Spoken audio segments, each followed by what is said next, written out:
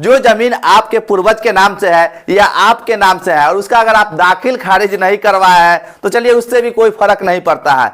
आप जो जमीन अपने पास रखे हुए हैं, जिस पर आप दावा कर रहे हैं कि यह जमीन मेरा है, तो वह जमीन का कागजात सिर्फ आपके पास होना चाहिए। कहने का मतलब यह है कि जो जमीन आपको प्राप्त है उसका मूल दस्तावेज आपके पास होना चाहिए, या चाहे वह जो जमीन जो आपको प्राप्त है वह खतियानी हो या केवाला हो या कोई दान पत्र से माध्यम से प्राप्त हो या कोई बंदोबस्ती किया गया हो या पास्कित पर्चा के द्वारा प्राप्त हो। किसी तरह से दोस्तों जो जमीन आपके पास है उसका मूल कागजात आपके पास होना चाहिए, बशर्ते उसका जो है सो दाखिल खारिज हो चाहे न हो। लेकिन दोस्तों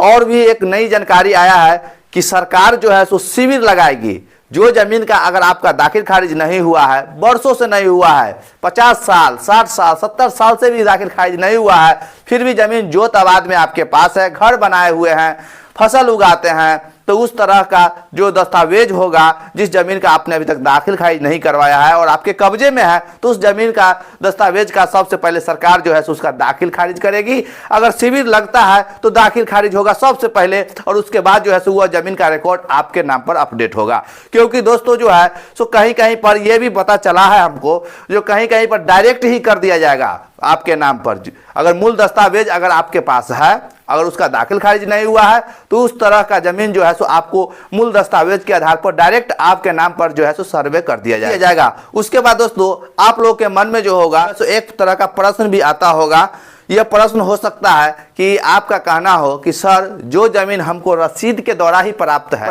रसीद कहने का मतलब जो होता है टैक्स पे जो दाखिल खारिज के बाद जो रसीद कटता है, बहुत सारे लोगों को जो है सो मूल दस्तावेज नहीं होते हैं, उनको जो है सो वह दाखिल खारिज के माध्यम से ही मलगुजारी रसीद जिसको बोलते हैं, टैक्स पे करते हैं, वह रसीद के माध्यम से ही बहुत सारे लोगों को जमीन प्राप्त रहता है। क्योंकि पहले के ज़माने में एक रूल होता था कि अगर आप टैक्स पे नहीं कर रहे हैं,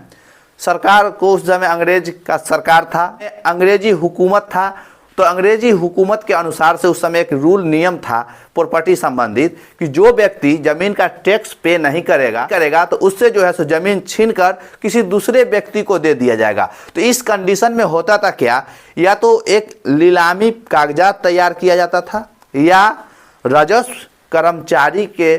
द्वारा, उस टाइम की बात कर रहे हैं, बहुत पीछे की बात कर रहे हैं, उस टाइम में क्या होता था जो राजस्व कर्मचारी के द्वारा जो है सो एक टैक्स पे करने वाला जो मलगुजारी रसीद बोलते हैं, वही रसीद जो है सो अगले व्यक्ति के नाम पर काट कर दे दिए जाते थे और वह जमीन जो है सो उनका हो जाता था। दूसरे से जैसे ले लिए, टैक्स पे नहीं किया, वह जो प्रॉपर्टी उनसे लेकर दूसरे व्यक्ति को दे दिए और उनसे जो है सो उसका जो कर होता था, टैक्स होता था जमीन का, वह जो है सो उनसे ले लिया और उनके नाम पर जो है सो रसीद काट दिया और उसके बाद जो है सो वो जमीन उनका हो गया। तो दोस्तों इस तरह का जमीन में मूल दस्तावेज तो होगा नहीं,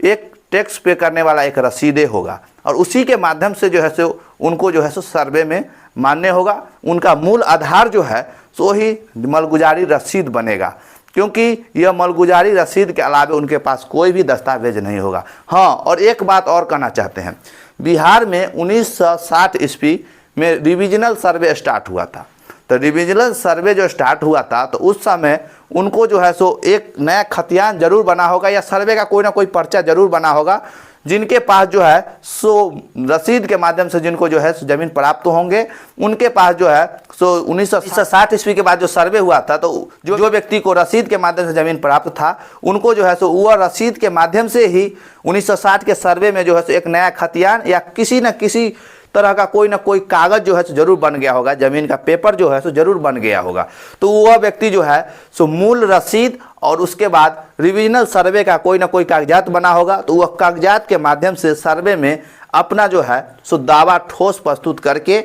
जो प्रॉपर्टी उनके कब्जे दखल में है, जिन पर वह मकान या घर कुछ भी कर रहे हैं कब्जे दखल में है, तो वह जमीन वह आसानी से अपने नाम पर सर्वे में करा सकते हैं। उसके बाद दोस्तों बहुत तरह से तो परेशानी तो होगा, हर व्यक्ति को कुछ ना कुछ प्रॉब्लम रहबे करता है भाई साहब जमीन संबंधित में। इससे पहले जो दाखिल खारिज की प्रक्रिया होती थी टोटल लोग जानते हैं, जब तक पैसा नहीं दीजिएगा तब तक जमीन का रसीद नहीं कटेगा। ये हर पूरा बिहार में जो है सो यह भ्रष्टाचार करप्ट विभाग जो है सो भूमि विभाग जो सीओ यहाँ जाइए, कर्मचारी के यहाँ जाइए, किसी के यहाँ जाइए, सब जानता है जो बिना पैसा लिए हुए जो है सो दाखिल खारिज नहीं होता है। ये खुद मेरे पास जितना भी जमीन का दस्तावेज जो है मेरा अपना, मैंने किसी का भी दाखिल खारिज नहीं करवाया है, किसी का नहीं करवाया, कोई भी दस्तावेज का दाखिल खारिज नहीं करवाया। और अभी जमीन जोताबाद कर रहे हैं, सरकार की मर्जी होगी तो दाखिल खारिज अपने खुद शिविर लग रहा है तो होगा, नहीं होगा तो डायरेक्ट होगा अपने नाम पर। लेकिन यह जमीन सर्वे में जो है सो दाखिल खारिज जो है सो अनिवार्य नहीं किया गया है। अगर आप दाखिल खारिज करवाए हुए हैं, रसीद कट रहा है तो बढ़िया है, नहीं कट रहा है तो कोई बात नहीं है, मूल दस्तावेज आपके पास है तो उसी के आधार पर जो है सो आपके नाम पर खाता खुलेगा, आपके नाम पर जमीन जो है सो चला जाएगा। और रही बात जो ये दाखिल खारिज प्रक्रिया की, तो ये सरकार जैसे ही सर्वे कंप्लीट करेगी उसके बाद हर व्यक्ति का ऑटोमेटिक जो है सो रिकॉर्ड अपडेट रहेगा। अपडेट रहने के बाद ऑटोमेटिक आपका जो है सो रसीद कटेगा, उसके बाद पैसा पे कीजिएगा, सरकार को टैक्स दीजिएगा, ज़मीन जोतिएगा। और दोस्तों हम जो एक महत्वपूर्ण इस वीडियो में एक महत्वपूर्ण बात हम आपको बता दिए हैं कि जो व्यक्ति के पास दस्तावेज नहीं है तो उनको जो है सो मूल जो है सो मलगुजारी रसीद के माध्यम से ज़मीन प्राप्त होगा, अगर कोई रिकॉर्ड आपको नहीं मिल रहा है तो। क्योंकि नीलामी का दो प्रक्रिया होती थी, एक नीलामी कागजात तैयार किया जाता था और एक जो है सो राजस्व कर्मचारी के द्वारा जो है सो उनके नाम से मलगुजारी रसीद काट कर दे दिया जाता था और उसी के आधार पर जो है सो वह अपना ज़मीन जोतते थे और उसका जो है टैक्स पे करते थे। तो चलिए, आशा करते हैं कि आप समझ गए होंगे कि यह सर्वे में कोई भी ज़रूरत नहीं है दाखिल खारिज हुआ दस्तावेज का कि नहीं हुआ, कोई भी मैंडेटरी नहीं है, अनिवार्य नहीं है। तो इसलिए आप लोग घबराइए नहीं, ज़मीन का अगर दाखिल खारिज नहीं करवाए हैं, जो दस्तावेज के द्वारा ज़मीन प्राप्त है उसका दाखिल खारिज नहीं करवाए हैं तो कोई दिक्कत नहीं है, सर्वे आपके नाम पर ही होगा। और साथ में कमेंट का जवाब हम देते रहते हैं, इसलिए कमेंट भी कीजिए, वीडियो को लाइक भी कीजिए और चैनल को सब्सक्राइब कीजिए। और अगला वीडियो में सर्वे रिलेटेड ही जानकारी आपके साथ फिर शेयर करेंगे, इसलिए चैनल को सब्सक्राइब और वीडियो को लाइक जरूर कीजिए।